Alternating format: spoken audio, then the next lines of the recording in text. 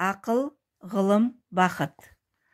Ақыл, ғылым, бақыт үшеуі бір-бірінен артықшылығын салыстырып, таласып сұраққа түсіпті.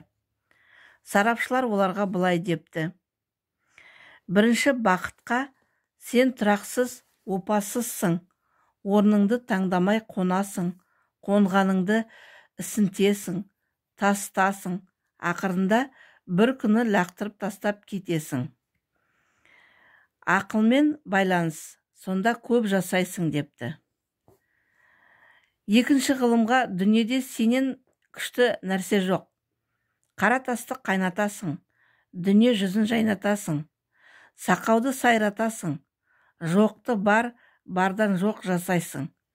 Бірақ та бар ғаламды өзіңе бағындырғың келеді.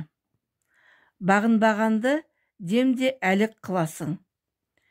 Түзеу де, бұзу да сенен шығады. Ақылмен байланыс, сонда абыроймен ұзақ жасайсың депті. Үшінші, ақылға дүниеде адамзатқа сенен артық дос жоқ. Бірақ та ашу үстіңе кіріп келгенде орныңды беріп шығасың да кетесің. Ашу бүлдіріп кеткен соң кіресің де ашудың бүлдіргенін оңдайсың.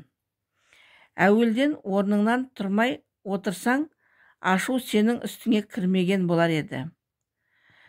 Барыңдар, ақыл, сен адам бол, ғылым, сен ат бол, бақыт, сен қамшы бол.